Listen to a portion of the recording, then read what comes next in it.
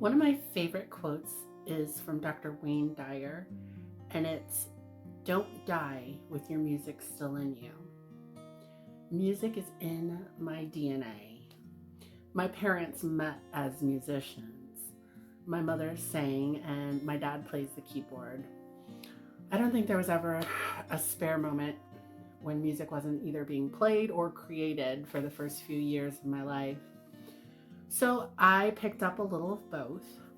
I played piano by ear for years, like copying mostly classical stuff, but it was the acoustic guitar that I absolutely fell in love with because I could write my own songs, which I couldn't do on the piano. So my dad gave me his father's guitar right before I left for college. And even though I didn't quite know how to play it yet, I did used to envision myself sitting on the grass in the middle of campus, playing guitar with a circle of friends. And all it took was for one person to sit with me for 20 minutes my freshman year and show me three basic chords. And within weeks, I was writing my first song. My dorm room literally became a place where people would come and sit and listen to me play and order pizza and just vibe out until 3 a.m. And I loved every moment of it. So 2 years later, I was actually asked to open for Edie Carey, who was this beautiful acoustic artist that was making her, scene around the college circuit. And she had a CD that was already out. And it was literally such an honor for me. That same year, I ended up doing my own show at the coffee shop on campus. So I don't know how many of you have ever seen the movie Say Anything. I'm a John Cusack fan. He took classes at Piven Theater Company where my bestie attended back in the day. But anyways, there's this character in his movie, Say Anything, that writes like 13 songs in a row after a breakup with her boyfriend. Yeah, that was me, minus the attempted suicide part. I'll tell you about it. So I'm on this journey of self-discovery when I leave for college, but I haven't even begun to scratch the surface of working on my self-worth, that critical inner voice shit yet. I was brave enough to go to school 1,100 miles away from home, but I wasn't really facing any of the shadow work that I needed to get me through what the fuck was about to go down over the course of the next 4 years. I would essentially quit the basketball team preseason because I realized that I just wasn't prepared to play in the big leagues with the college girls. I wasn't trained properly for that. And also my heart wasn't in it, so there's that. But because I was avoiding my shadow work back then, I was walking around campus basically paranoid that I'd let so many people down because of my decision not to play. Couple that with the anxiety I hadn't dealt with around people staring at me immediately after I entered a room because of my height. I had the perfect recipe for just constant panic and anxiety. Oh, and I also became a pretty serious smoker at this point, at least a pack of cigarettes a day. So eventually I'm ready to call it quits and go back home to Chicago. I missed my friends. It was just time. So I leave Bates. I attend Columbia College downtown Chicago for a year. And after working full time while going to school full time, I realized that I had made a huge mistake. I had everything I needed on campus. That real life city hustling back and forth was not my thing. So I went back to little old Lewiston, Maine, and I felt like I was received with open arms when I went back. And clearly I was able to shift my perspective on what my experience would be and could be there at Bates, because I had this contrast of like chaotic city life under my belt. So I definitely opted for a more peaceful pace. Though it wasn't easier, it was the best decision that I could have made for myself at the time. So So I get back to campus, I get into theater, and I am cast as the lead female role in a play for the first time ever. And it was A Brave New World. And I met the man that would be the source of inspiration for some of the best music I've ever created. That relationship was so incredibly out of left field. Like, I did not see it coming. And it took my heart on a ride that went straight to the moon and then crashed and burned and broke my heart into 1,000 tiny little pieces in the end. And my guitar was right there for me every step of the way. So I pumped out one of my most favorite songs that I've ever written when I fell in love with Matt. He was a freshman, I was a junior, he was in a band, I was having my own separate little guitar moment on the side, and we obviously both loved theater. And I was shocked by how fast I fell for him. He even helped me quit smoking. He took my cigarettes away from me and hid them. And I spent every free moment with him, and we dated for a few months right before Christmas break. And I am telling you, I just knew he was going to be the man I married. Bates already had this reputation for breeding marriages, and I was certain I had found my person. For real, I had found my person. I was that head over heels. And then one really fucked up incident shattered all of it. I went home for winter break, and I decided to go out on New Year's Eve. But I'd gotten really sick, flu sick. I think my temperature was 101 or something, but against my better judgment, I decided to go hang out with my closest friends because I knew I wasn't going to get a chance to see them again for a while. So I get to their apartment, and lo and behold, who's there? But my former fuck buddy / high school crush, the Rob Thomas lookalike, who in hindsight actually looks nothing like Rob Thomas at all. So when I tell you I spent the entire night with Matt's picture glued to my hand, showing everybody, I was being obnoxious about it,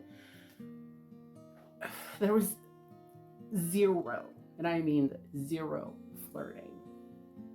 Just drinking. And eventually passing out and waking up with him inside of me and crying in silence and praying for it to be over soon and more silence. No, I didn't give him permission. No. I was fucking delirious with fever and alcohol and weed, but I didn't fight it either. I was in shock. That I can say for sure. And I just wanted it to be over. And I kept thinking to myself, no one is going to believe that this was not consensual. We used to hook up all the time. And I'm sure somebody knew. I know my closest friends knew, so I tried to erase the memory. Was I just raped? No. Right? I questioned myself. I did. Anyway, when I got back out east from break, I actually took a bus from Boston, where I would normally fly into, to Rhode Island, and spent a couple of days at Matt's house. I met his parents and his friends, and his mom drove us back to campus. So what I didn't know is that the nightmare had actually followed me. A few weeks after I got back to campus, I got really nauseated after lunch one day, and immediately my mind went to my period, which was a few days late.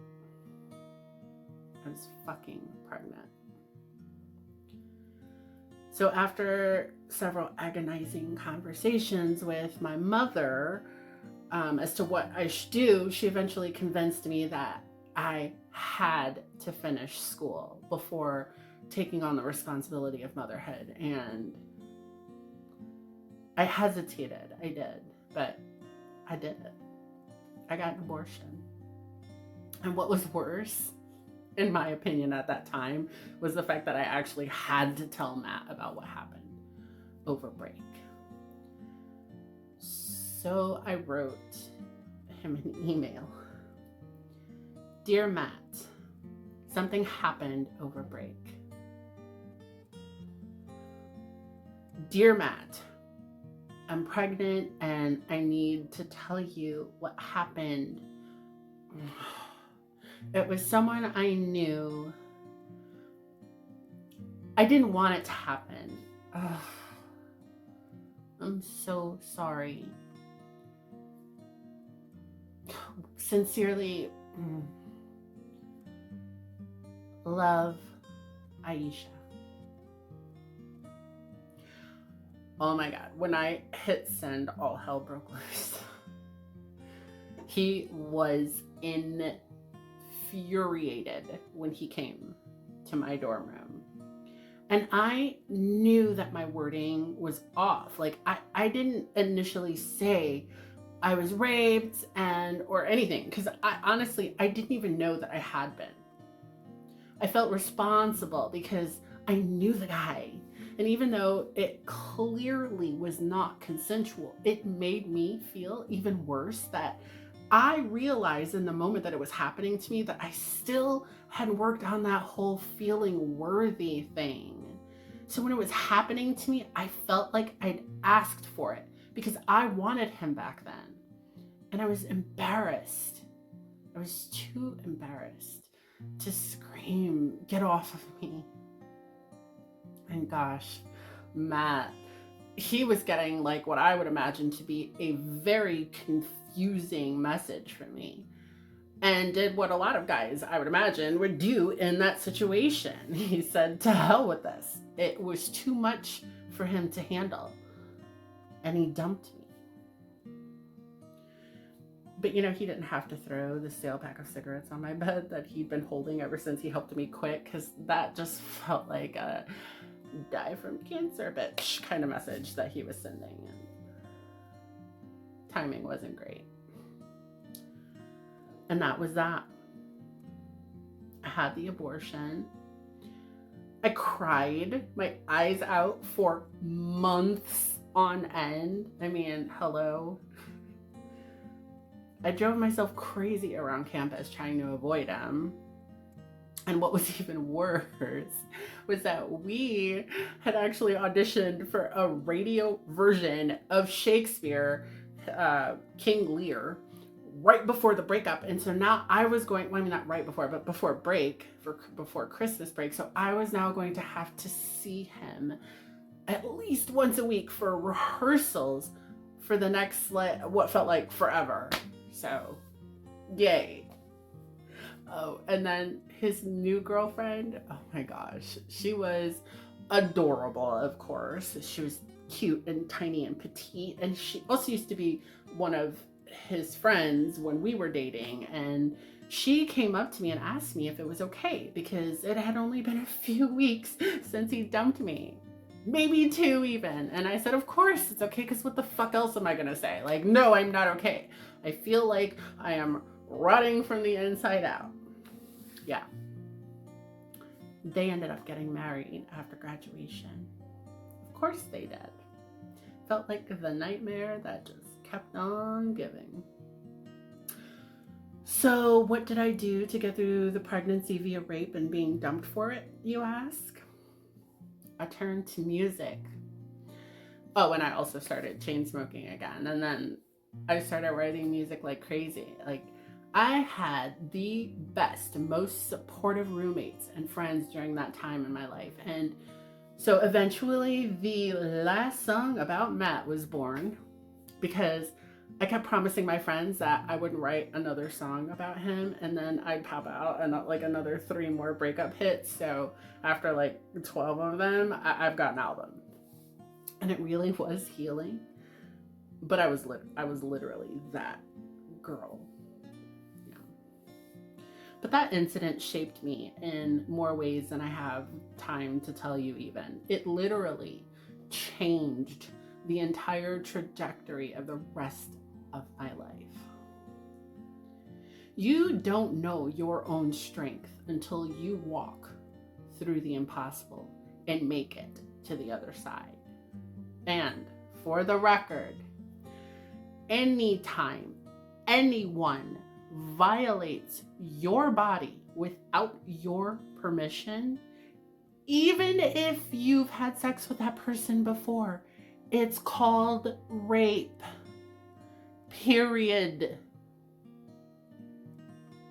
I walked through forgiveness for myself for not knowing what I didn't know, and also for being angry with myself or feeling deserving of being treated like my body wasn't fucking sacred.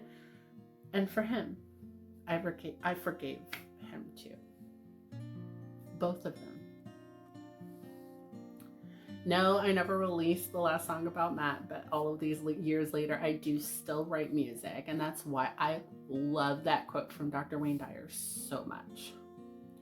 And I'll make sure that I honor that quote and keep sharing my music, my heart, my soul, and my wisdom moving forward.